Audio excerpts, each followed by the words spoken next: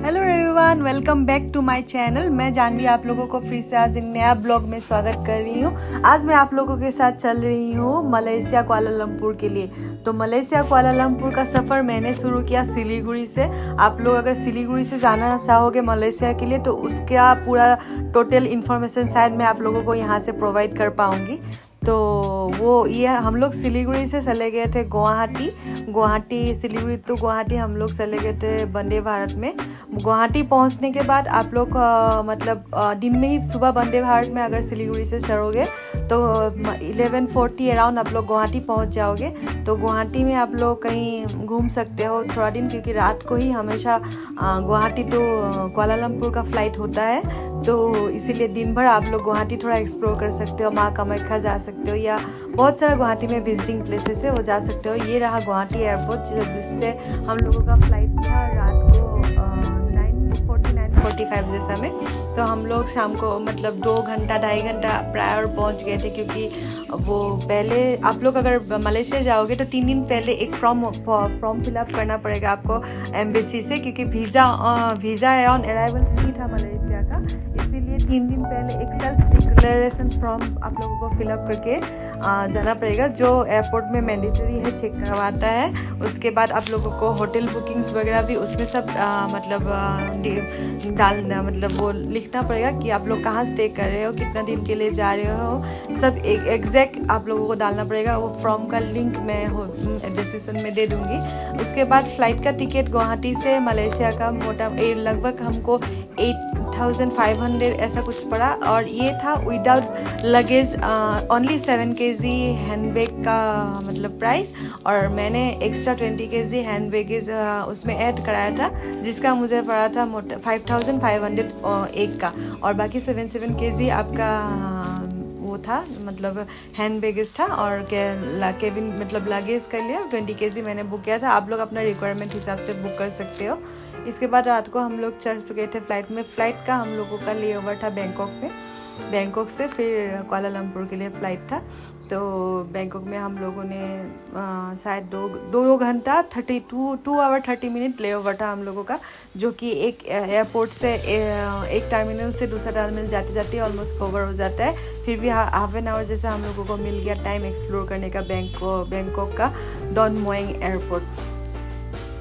तो ये रहा हम लोग जस्ट उठने वाले थे ये बैंकॉक एयरपोर्ट में, तो उसी का व्यू। तो ये अंदर इनसाइड चलते चलते मैं हॉपिंग कर रही थी, क्योंकि हाथ में लगभग 1 आवर का टाइम था। आप लोगों को भी अगर लेओवर वाला फ़्लाइट मिले तो आप लोग भी प्लीज़ बैंकॉक एयरपोर्ट का अंदर हॉप कर सकते हो। और यहाँ पे जो ड्यूटी फ्री वाइन और हार्ड ड्रिंक्स का शॉप होता है, वहाँ पे आपका मैंने देखा ना कुआलालंपुर से भी बहुत चीप प्राइस में मिलेगा। जो क्या नाम है, सिवास एक हार्ड ड्रिंक्स है, वो लिया था हम निधि का मामा लोगों ने, तो वो बहुत चीप था, क्योंकि वही फिर से हम लोग ट्राई किया था कुआलालंपुर एयरपोर्ट ड्यूटी फ्री में, तो वो वहाँ पे थोड़ा सा कॉस्टली था। और ये डॉन मोइंग एयरपोर्ट का आउटसाइड का मॉर्निंग अर्ली नाइट का व्यू, क्योंकि हम लोग 2 घंटा में 11 पहुँच गए थे रात को बैंकॉक। फिर बैंकॉक से हम लोगों का फ़्लाइट था 2.5 आवर लेओवर के बाद। तो ये हम लोग फिर से जा चुके थे आपका बैंकॉक से बोर्डिंग करने के लिए कुआलालंपुर तक का। तो ये थोड़ा सा स्लीपी फील कर रहे थे हम लोग, इसीलिए थोड़ा ऐसा वीडियो आया। तो इसके बाद हाँ, ये रहा आपका कुआलालंपुर एयरपोर्ट। हम लोग रीच हो चुके थे। तो हमेशा क्या होता है, फ़ॉरेन इंडिया से जाने में रात को ही फ़्लाइट होता है, तो थोड़ा सा वो हेक्टिक हो सकता है इन ए वे, क्योंकि हम लोग को रात को सोने का आदत होता है इंडियंस को। तो ऐसा थोड़ा स्लीपी फीलिंग आ जाता है हम लोगों को। अब तक का जितना सफ़र किया उसमें मैं अपना एक्सपीरियंस से बोल रही हूँ। तो ये वेलकम टू कुआलालंपुर। तो here we are here in Kuala Lumpur Malaysia. और ये रहा आपका कस्टम चेकिंग हो गया था हम लोगों का, कस्टम एंड वो जब पास वीज़ा वगैरह का। तो ये जो एयरपोर्ट का इनसाइड का मॉल वगैरह होता है वो, और हम लोग डायरेक्टली निकल चुके थे टैक्सी के लिए। तो टैक्सी बुक करके हम लोग जाने वाले थे डायरेक्टली मलेशिया में। होटल हम लोग ने ऑलरेडी बुक कर लिया था, ग्रैंड कॉन्टिनेंटल जो आपका 4 स्टार है, और उसमें हम लोगों को ब्रेकफास्ट भी कॉम्प्लीमेंट्री ऑफ़र किया गया था। तो हम लोग 5 नाइट 6 डेज़ वहाँ पे रुके थे। तो वहाँ पे ऑलमोस्ट हम लोगों का 5 डेज़ के लिए वहीं पे बुक हुआ था होटल। तो ये हम लोग अभी निकल चुके थे होटल के लिए, और एयरपोर्ट से लगभग 1 आवर से ज़्यादा ही लगता है होटल तक का जाने के लिए। तो ये होम वर्ल्ड का शोरूम दिख रहा होगा आप लोगों को सामने। तो शॉपिंग करने के लिए आप लोग घुस सकते हो यहाँ पे। और एक मैंडेटरी बात है, आप लोग बैंकॉक मतलब मलेशिया आने से आप लोगों को पर हेड 10,000 रिंगिट आप लोगों को मोटा मोटी लाना पड़ेगा। तो ये हम लोग ने ग्रैब से कार बुक कर लिया था, और कार में हम लोग चढ़ चुके थे। ये बड़ा ही कार था हम लोगों का। तो हम लोग ये कार में अपना होटल के लिए बुक करके जा चुके थे, जिसमें मोटा मोटी 2000 से ज़्यादा ही पड़ा था हम लोगों को। ग्रैब से आप लोग बुक कर सकते हो, मैंने भी ग्रैब से ही किया था। और आपको मैं जो बोल रही थी, पर हेड आप लोगों को मोटा मोटी एडल्ट्स का 10,000 रिंगिट लाना पड़ेगा। और हम लोग ने जब एक्सचेंज किया था तो मोटा मोटी 100 रिंगिट का 2030 रुपीज़ पड़ा था। मतलब टोटल 10,000 रिंगिट का 1,000 रिंगिट का आपको ये क्या नाम है 20,300 हम लोगों को पड़ा था एक्सचेंज वैल्यू। तो आप लोगों को देख लीजिएगा कितना आप लोगों को अपना टाउन में मिलता है या अपना शहर में मिलता है। तो मुझे जो वैल्यू मिला था मैंने आप लोगों को बोल दिया। और हम लोग डॉलर भी कैरी किए थे, और एक्स्ट्रा हम लोगों के पास फॉरेक्स कार्ड वगैरह था। तो हम लोगों ने उसी कॉन्फिडेंस से चले गए थे। हम लोगों ने मोटा मोटी 3,000 रिंगिट चेंज करके ले गए थे, और $1,000। तो इसके बाद हम लोग पहुंच चुके थे ऑयल फिलिंग सेंटर। तो वहाँ पे इंडियन वैल्यू में 55 रुपीज़ जैसा में ही पेट्रोल मिल जाता है। तो मोस्टली वहाँ पे जो कार्स होता है वो पेट्रोल ही होता है। और राइट हैंड ड्राइविंग ही है वहाँ पे, क्योंकि हम लोग इंडियंस भी राइट हैंड ड्राइविंग ही करते हैं। लेकिन आपका वियतनाम में हम लोग गए थे तो वहाँ पे लेफ्ट हैंड ड्राइविंग था, और यहाँ पे मलेशिया में राइट हैंड ड्राइविंग है। क्योंकि मैंने सोचा था कि शायद लेफ्ट हैंड हो सकता है, लेकिन नहीं, इंडिया जैसा ही राइट हैंड ड्राइविंग है। और ये देखिए टॉल टावर्स, जो जिसके लिए ही मलेशिया मशहूर है, उसका अपना आर्किटेक्चरल मतलब वो उसके लिए। और ये टोल गेट वगैरह वहाँ का इतना एडवांस था कि मतलब किसी को वेट करना नहीं पड़ा था। बहुत ज़्यादा टोल गेट था, जैसे हम लोग के यहाँ लाइन करना पड़ता है ऐसा नहीं पड़ा। ड्राइवर ने अपना कार्ट स्विप किया और चले गए। उसके बाद हम लोग लॉन्ग ड्राइव का मज़ा लेते हुए गाड़ी में फुल एसी में, और बहुत गर्मी भी था, तो चले गए थे अपना होटल। ड्राइवर भी बहुत मज़ा किया था, तो बहुत हंसाते ले गए थे हम लोगों को। He is from I think south India, तो हिंदी भी थोड़ा टूटा फूटा बोल लेते हैं। और मलेशिया में लगभग बहुत मलयाली लोग रहते हैं, और मुस्लिम ज़्यादा है वहाँ पे। तो आप लोग इंडियंस को कोई प्रॉब्लम नहीं होता है ऐसा। और ठीक ही है, एडजस्टमेंट अच्छा हुआ हम लोग का ड्राइवर के साथ। और हम लोगों को ये रास्ता में बहुत कुछ बोलते ले गए होटल तक का। तो ये रहा एक लॉन्ग टनल। तो ये टनल से होते हुए टाउन की तरफ हम लोग अल्टीमेटली थोड़ा करके बढ़ चुके थे।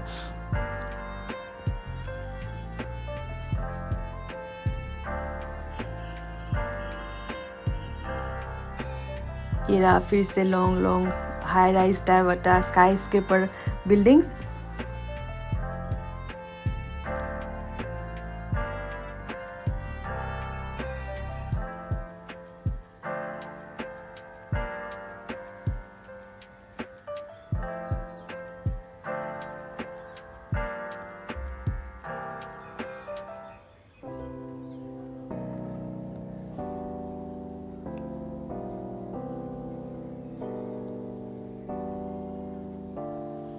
तो फाइनली हम लोग ये ग्रैंड कॉन्टिनेंटल होटल में रीच हो चुके थे। होटल का आउटसाइड भी बहुत अच्छा था और इनसाइड भी बहुत अच्छा था। और यहाँ पे एक बात है, पर डे आप लोगों को 10 रिंगिट करके देना पड़ेगा टूरिज़्म टैक्स। अगर आप लोग इंडिया से बुक करके आते हो होटल और आप लोग सोचते हो कि हाँ मेरा पेमेंट हो गया, अब मुझे फ्री में ही मतलब और कुछ एक्स्ट्रा पेमेंट नहीं करना पड़ेगा, लेकिन ऐसा नहीं है। जो भी होटल आप लोग बुक करेंगे उसमें आपको पर नाइट 10 रिंगिट देना पड़ेगा। वो टूरिज़्म टैक्स लेता है मलेशिया गवर्नमेंट की तरफ से, वो होटल का कलेक्ट करता है, जो मैंडेटरी है।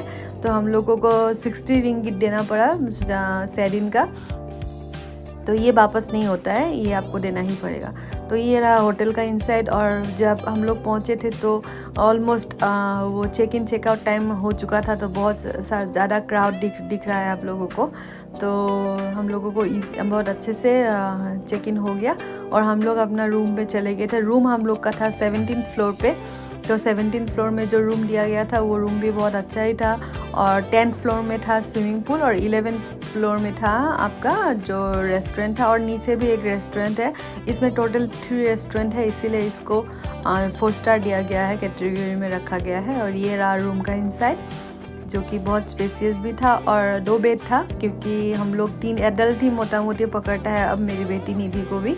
तो इसीलिए हमेशा ही जब हम लोग रूम बुक करते हैं तो फॉरेन में एटलीस्ट 2 बेड वाला देता है रूम, ताकि मतलब 3 जन एडल्ट को सोने में थोड़ा सा सुविधा हो। तो ये रहा रूम, और रूम में घुस के हम लोग थोड़ा सा चेंज वगैरह करके फिर से निकल चुके थे बाहर थोड़ा सा लंच करने के लिए। तो ये अलीबाबा एंड 41 डिशेस में हम लोग घुस चुके थे, जो कि सोकिट में ही था, हम लोगों का ग्रैंड कॉन्टिनेंटल होटल के पास ही था। यहाँ जाके हम लोगों ने चावल, फिर दाल मखनी और आपका पनीर बटर मसाला ऑर्डर किया था, और प्याज वगैरह इन लोगों ने कॉम्प्लीमेंट्री दिया था। और इसका मोटा मोटी प्राइस 70 रिंगिट जैसा हुआ था टोटल, क्योंकि मतलब 1400 प्लस कुछ हुआ था। और पानी का आपका 3 रिंगिट होता है, मतलब 60 रुपीज़ हाफ लीटर का होता है। इसके बाद डायरेक्टली मैं आप लोगों को ले सकती हूँ डिनर के लिए, जो कि हम लोग बफे डिनर किए थे एक इंडियन होटल में, जो 35 रिंगिट पर पर्सन एडल्ट का लेता है। मीन्स आपका 750 रुपीज़ पर हेड पड़ता है टैक्सेस वगैरह लगा के। जो हम लोग सब लोगों ने बफे डिनर ही प्रीफर किया, क्योंकि हम लोगों को अच्छे से खाना था। तो थैंक्स फॉर वॉचिंग, मिलते हैं नेक्स्ट वीडियो में, बाय।